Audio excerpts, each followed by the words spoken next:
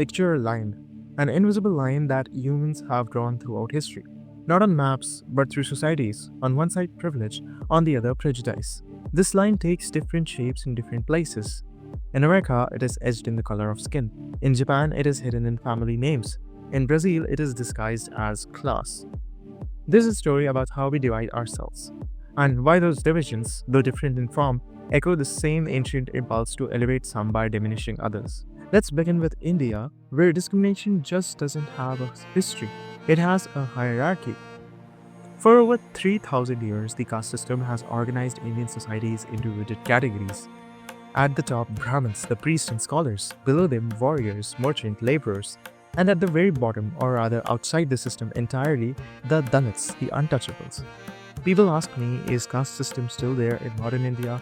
But the truth is that there are some people who cannot drink from certain wells, and untouchability still persists in some villages.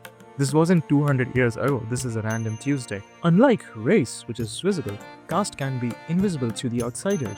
It is carried in surnames, in the neighborhood you are from, in the profession your family has held for generations.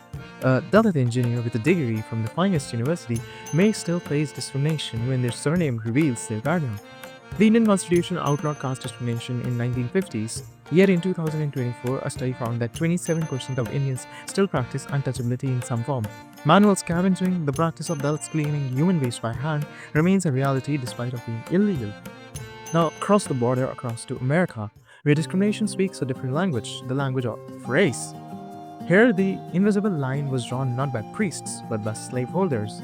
Not in scriptures, but in law. For 246 years, African Americans were property. For another century after emancipation, they were separate and unequal.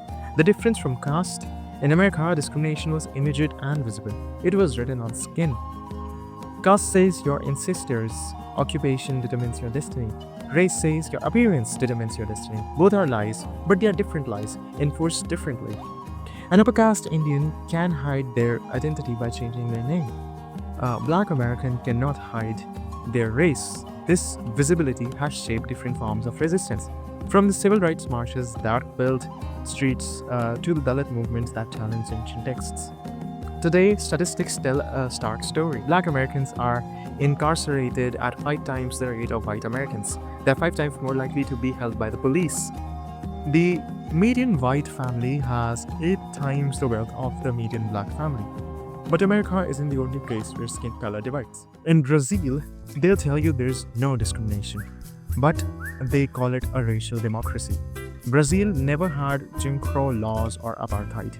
Interracial relationships are common. The nation celebrates its mixed heritage. And yet, the darker your skin, the poorer you're likely to be. The whiter your skin, the more you're likely to be sitting in a boardroom, not scrubbing floors. Brazil's elite in business, politics, media are overwhelmingly white. Despite the country being a black or mixed origin race majority, this is discrimination wearing a smile, prejudice without the paperwork. It's harder to fight because officially it doesn't exist. Travel to Japan, a nation that prides itself in homogeneity, but even in one of the world's most ethnically uniform societies, humans have found a way to create hierarchy. Meet the Burakumin.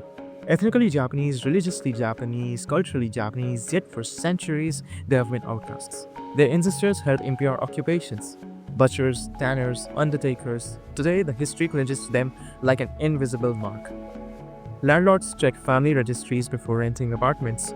Companies investigate backgrounds before hiring. Families conduct genealogical research before approving marriages. All looking for the same thing: Burakumin ancestry. Here's what's haunting. The Burakumin are genetically identical to other Japanese. There's no visible difference, no cultural differences. The discrimination is based on pure social construct, proving that humans need no actual difference to create divisions. Sometimes these invisible lines can become killing fields. In 1994, Rwanda descended into genocide. Within just 100 days, roughly 800,000 Tutsis were murdered by Hutus.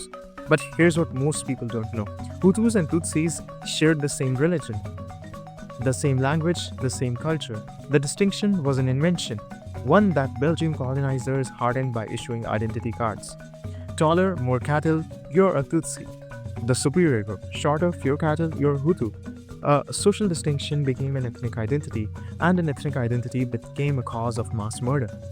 This is where all discrimination leads when left unchecked, to the belief that some lives matter over the others.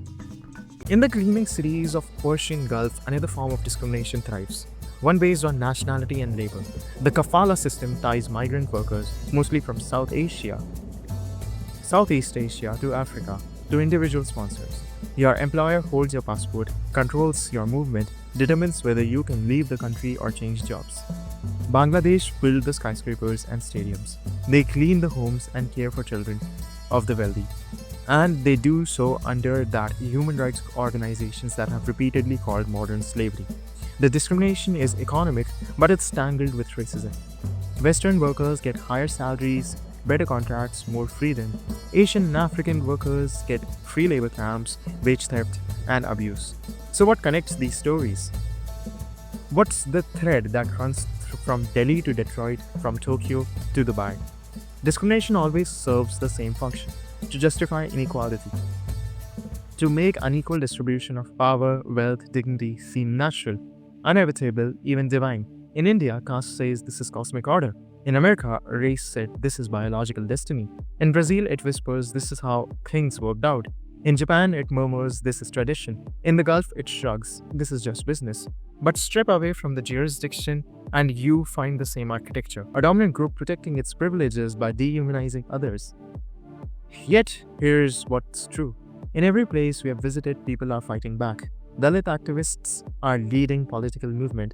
Black Lives Matter echoes through continents. Brazil's affirmation action programs are changing university demographics. Japanese courts are finally recognizing discrimination cases. Migrant workers are organizing. Still lines are there, but people are crossing them, erasing them, redrawing the maps of human dignity. Because while discrimination takes many forms, so does resistance. And the greatest thing we have all learned across all these borders and boundaries is this: the line we draw between each other were never real to begin with. They were always just lines in sand. And as you know, sand shifts.